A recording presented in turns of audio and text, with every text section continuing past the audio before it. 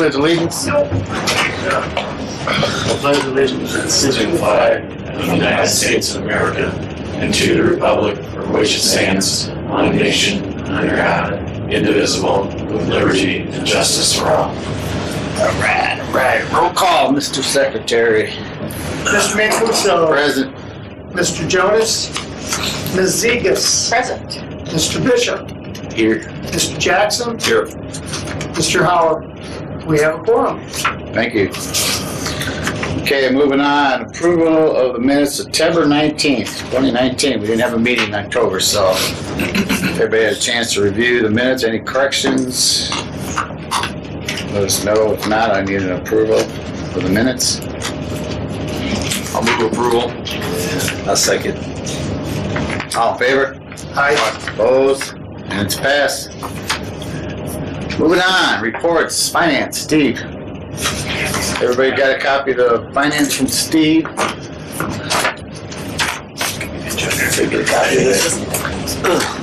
So, toll road ending balance as of October 31st, reconciled to the bank, $159,559.73. For Rolling Prairie, ending balance $18,486.54. That represents, what you're seeing there represents 2 months since we didn't meet last month as far as the receipts and expenditures. Pretty quiet as far as, nothing unusual as far as number of bills paid or different bills paid, pretty much the standard ones. Just the usual. Okay, electric. Then on the claims, there are some, I guess what I would consider one-time or non-recurring expenses that need to be approved, and 6 of those bills, 6 of the additional bills there for Asbury are what I labeled as ITRCC reimbursables. So you'll see those listed there at the bottom. Everything else is pretty much the normal recurring bills that you would expect to see. Okay. So total claims would be, to be approved, would be $24,391.64. Any questions for Steve? Not, I need a motion to approve. I'll make a motion to approve. Second. All in favor? Aye. Opposed? Thank you, Steve. Moving on. Let's see what we got here. Mr. Chairman, if I can make a comment, just since Steve highlighted the reimbursables, I'm not sure there's a agenda item, but as I think some of the board know, I did submit our request to ITRCC for reimbursement. Right. If you recall, part of our sewer and water service agreement allowed us within the first year of operation to submit a reimbursement claim out of a $75,000 escrow fund that we negotiated as part of the takeover. And so we did that. We submitted it last week. They acknowledged it. Stu Carney, who's the attorney for ITRCC, said, we got it, everything's good, we're going to submit it, we'll let you know if we have any questions. So just wanted to let you know that we got everything that the fine folks at Asbury identified for us as reimbursable, and we'll see what I mean, there's no guarantee they don't question some of it, but at least we did everything we were supposed to do to get reimbursed. So. Okay. Thanks. Any questions on that? All right, thank you. Moving on, staff, anything, reports from staff? Go ahead, Jerry. I got a couple items. I sent you an email about 504 West Michigan yesterday. It's Carol McGuire. Mm-hmm. The property would be west of Family Express, and they'd be on, I guess, the intersection of 400 and Michigan. They're adjacent to the force main. There's no gravity tap for them. Carol McGuire wants to connect. First she would need a pump to connect because she'd be pumping to the force main. And she argues that she's in Rolling Prairie proper and didn't get a tap. So, and she's not in phase 2, so we can take that one word or the other. She's hoping that we would provide her a tap and then she'll provide the pump station and connect. The force main is under the asphalt, so it's not going to be it's not going to be $1,000. It's going to be $3,000 to do a tap probably. That's a rough number. So she called me just yesterday, so I don't have numbers, and she needs a new. So she's asking the board to pay for the hookup, because we didn't provide a hookup to her then. The piece, yeah, to bring it from the force main over to her property line. Okay, you got an idea how much that would run us? Actually, I think, if you wouldn't mind, I gotta go right by there. On the way back, I'll go out there and look at it. I also want to check to be sure, because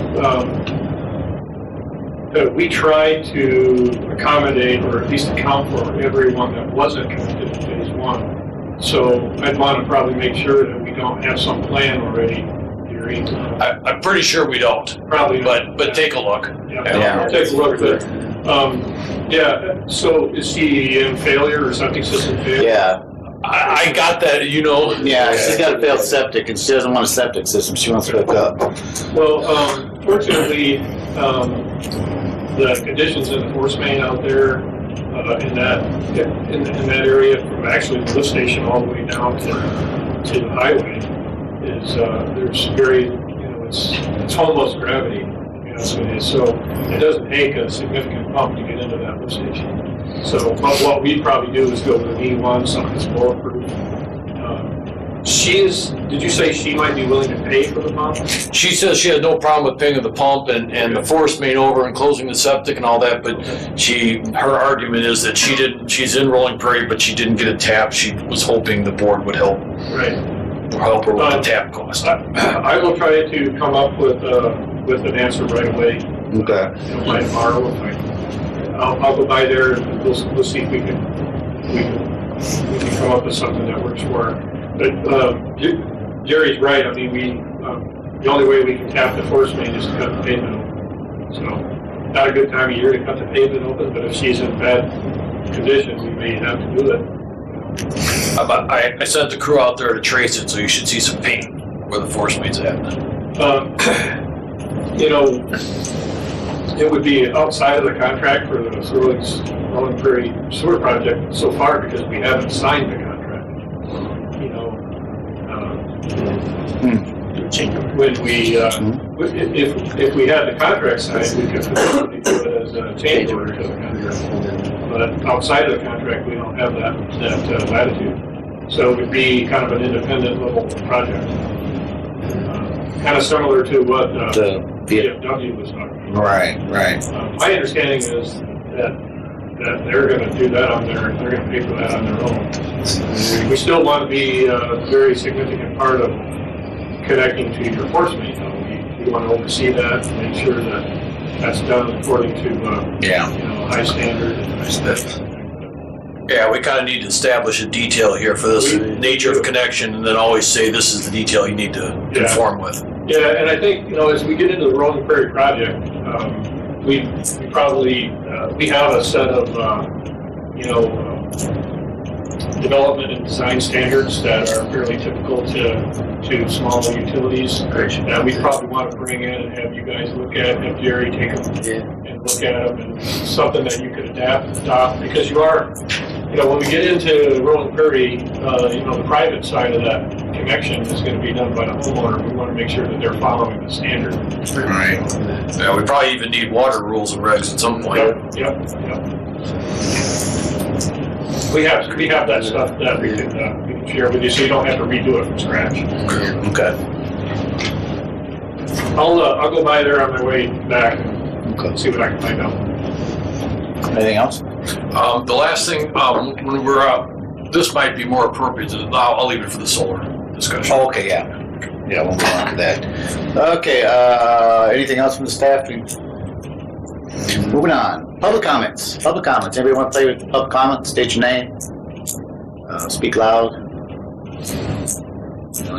No public comments. Public comments closed. Okay, new business. Approve the assessment management plan. Gary, you want to? Ken? I don't think. Ken, yeah, I'm sorry, the assessment plan. I'm sorry. Yeah, that's all right. So what we're obligated to do by the SRF, and going forward, this will be every community that wants to borrow money from State Revolving Loan Fund must have an SRF that meets the minimum standards that SRF has set forward.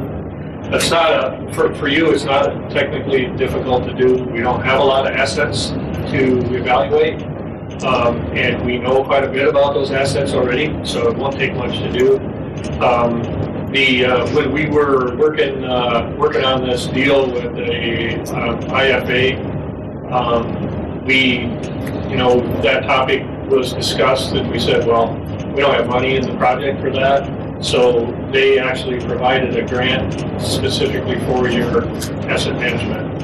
And we threw out a number. The number is exactly what we showed in the document. The only thing that it doesn't necessarily include is your water asset, but I tell you what, we will do that regardless. We will include, because normally you have two, one for wastewater and one for water. But we know everything about it, so it'll be very easy to do. And that way, if you ever have to do anything, it's in place. So, Can you describe what would be in that plan, just kind of the general? Yeah. So it's pretty simple, really. And the reason for it, by the way, is that the legislature, in their management of the IFA and the SRF, the state revolving loan funds, were wanting to assure property owners that the rural utilities and municipal utilities were keeping track of their assets and planning for continuous maintenance and care of the systems, as opposed to doing what a lot of systems do, which they find themselves in a situation where deferred maintenance catches up with them and they got to do it under a capital project, which leads to a rate increase. So there was a lot of people out there pushing the legislature to force all of the small utilities into the IURC. So this was their kind of compromise. You need to be able to demonstrate to your ratepayer that you know what you're doing. And so an asset management plan is reasonable and measurable. So in this thing, we are going to identify everything that you own, include your sewer manholes, your pipes, your service leads, your lift stations, your wastewater plant now, and then we're going to do a condition assessment, and then we're going to help you make some predictions on long-term care, and then that will allow you to develop a asset management plan where you have a schedule and approach for taking care of all of that stuff in perpetuity. And of course, every time we add something, we'll have to update it. For you, you don't have a lot. The good thing about it is what we're going to do, and part of this is we're going to start, even though, really it doesn't mean much to you right now, but we're going to start by developing a GIS for your system, your current system. And then the asset management plan that we provide will be GIS based. So if you grow the system or you own other assets, we'll include that. It'll make the operations staff happy a little bit, where all that stuff will be located with survey grade accuracy using GPS. And, we just feel that's the best way to do it. Starting from scratch is a lot easier. So, I've drawn the system on a geo-referenced map. It's not survey grade, it's mapping grade, but that would be a good start for you. Yep, and we have, we took all those plans, to be honest with you, Jerry, I think we've already put it into the base map plan for the design that we did for Little Prairie. Good, okay. And then there are two other components, and you might remember when we were working on this originally that we had to have budget for Carl Sender, because there's a financial portion of it, and then there's a management portion of it, which we would need to work with Asbury on. And I probably would imagine that Asbury hadn't anticipated that. So that might be one of those things that comes to you as a line item building an invoice. It's not going to take much, and we'll do everything we can to save money. If we can reduce our fees, we'll definitely do that. again, it's not, the good thing about it is that SRF didn't issue like a, 6-inch page or six inch thick guidance document, and it wasn't anything like that. They have an expectation that you achieve the standard, which is not very difficult to do, but for a small system, it should be rather seamless. Yeah, and we're seeing the same thing. I'm seeing it through other state agencies when we receive funding. Yep. Road funding, bridge funding, you have to have a bridge asset management plan. Road funding, you have to have a road asset management plan. And we have to go out and survey every road in LaPorte County and put a condition rating and what's the best treatment to maintain the road in its current condition or better condition. So as collectively that system, the road system, it gets better as time goes on. Same kind The of other thing I deal. wanted to mention to you is that, the state of Indiana, under the last couple of administrations and this administration, and of course with guys like, Jim McGough, which has been a good friend of this district, they are continuing to be very aggressive on finding ways to support regionalization and septic system elimination projects. And that support is reaching all the way into the legislature, which is good for rural sewage districts. So we'll try to keep you updated on those kind of things going forward. But I would say that your challenges that you'll have to undertake, you'll still have that partner with the state. So is the funding is built into It was a separate request and a separate grant. into the funding we got from the state? Right. So do you need a motion from the board approving it, or is it already kind of built into what we did already? To kind of finish our obligation, we need, because we've closed on the loan, but we haven't closed on the construction project. So really our ability to even, we would rather do the asset management plan. We're gonna do the data collection as the project is built, but they know that we can't complete it because you have assets that you're going to build. So, but what they wanted was an approved contract. So that letter that I sent to you, I think it's got a spot for Tony to sign, and that's really all I need. Yeah, I think I did that. Didn't I send that to you? You may have already sent it back. I know we got a letter back from them approving it. Yeah, I signed it. Maybe Victoria. Yeah, I sent it to you. Okay, so. Yeah, because Barry read it, and he said it was okay, so I went ahead and sent it back to you. Right. If we're talking about something else, No, I think it was that. but I think we did. Okay, Yeah, good. we probably did. It's in the grant. Good. It's great. That's all I had to. All right. Get on assessment plan. All right, this is the solar panel. Jerry, you want to give us a little what we're trying to do here, or Dean's trying to do, or He's coordinated from Florida. He's coordinated from Florida. Yeah, we had him on the voice on the phone. We were all talking. I met with Midwest, Mark from Midwest Solar and Wind, out at the Rolling Prairie rest stop. And we looked at the facilities and looked at, is there room to put a solar installation? They're going to, I don't know if we've got the bills yet. That we were trying to hunt for the utility bills because they were looking at, they wanted some history on what they've spent out there. So, you know who's been paying that bill? Not us. Not us. KRC's been paying it for a year now. Toro's still paying it. We finally That's a straightened good that. bargain. We finally straightened it out, but they won't give us copies of it. If we have the I mean, the account number, I'd probably call AEP and get it, or INM, whoever it is. okay, Julie has that. We have that written down. Okay. Because when we had to transfer it over to the district, that was something else. So we had, they were still paying it. We It's weren't not paying. seen a bill yet.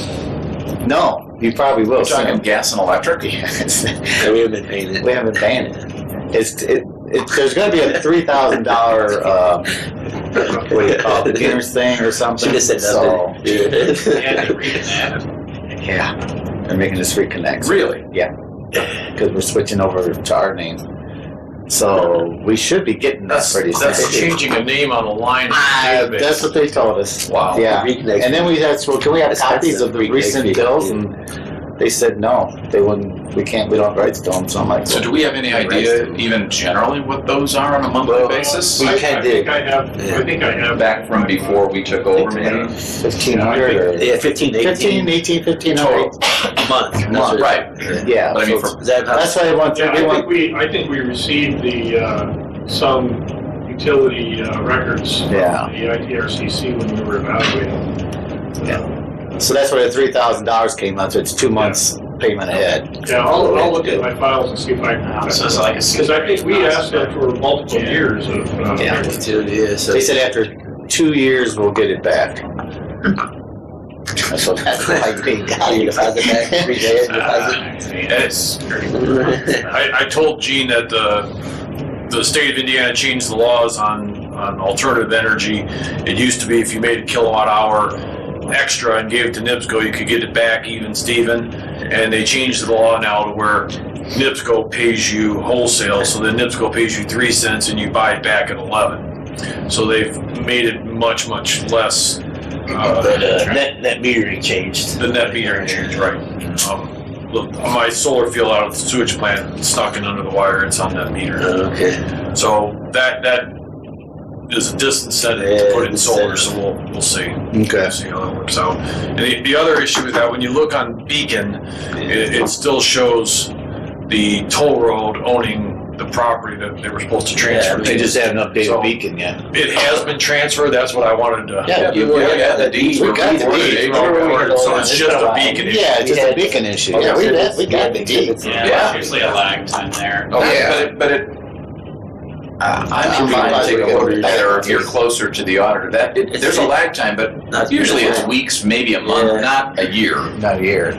They got recorded, I think. Yeah, they did. So they go out to So, yes. when they do it. But Yeah, we did it. We did it. Yeah, they we did recorded it. I remember we did it. I mean, not the whole, just the right, portions and the yeah. easements that we created, but that should be in there. Because that was one of the questions, was what do we own? And I'm pretty sure I know what it is. Yeah, they And outlined it. if you click on the parcel, it's Yeah. actually 2 parcels. No. And I think Is that only triangle one? Yeah, there's that There's a big triangle one where here. the plants are, and Yeah. there's the green space in front. Yeah, we don't own the triangle, right?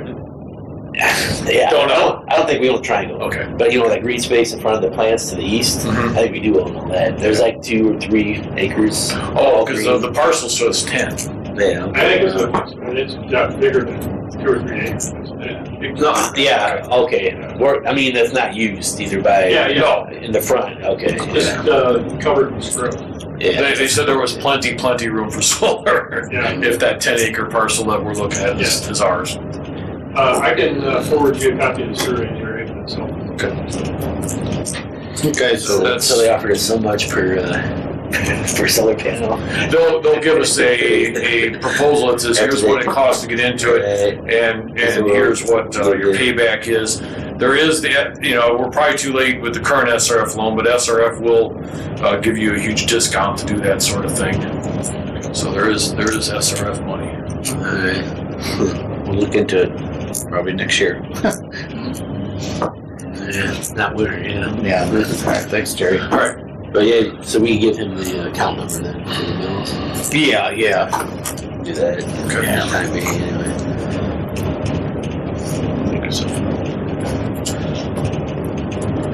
All right, moving on. Update. Rolling Prairie Phase 2. Well, there isn't any update. We are at the point where our co-counsel out of South Bend indicated that even given how patient the administrative law judge has been with the petitioner, that typically the most they'll drag out this is about 90 days. And the 90 days from the time of filing is, I think, 15. next week. Yeah, 15. So, I will kind of sit tight until that time, and then I will start kind of following up with our co-counsel and putting some pressure on, if I can, the ALJ. I mean, we need a decision so that this board can finally get the contract approved and move forward on this project. It's been long enough. But I can tell you, for example, when we last got together in September, there theoretically could have been time to file a response by the petitioner. And there's still, almost 90 days later, there's been no counter to our motion to dismiss. They haven't filed any reply, any response, nothing. So one would think things are looking pretty good. Yeah. So that's about all we can update. Hopefully when we get together next, we'll know something. Well, I guess my question is for you, Ken, as far as like holding the bid. How we in that situation? Well, Sedge. they provided a Sedge. letter extending their bid offer. They don't have to do that. I know. They've offered to, and I think it's about ready to expire again. So we've done that twice, at least twice. And so they actually reached out to me last week and said, "Do we need another letter?" And I'm saying, if you're willing to provide it, okay. Absolutely. Yeah. Last thing we want to do is redo it. Yeah. Right. All right, good. We're just fortunate that we have somebody that's willing to do that. Right. Yeah, no kidding.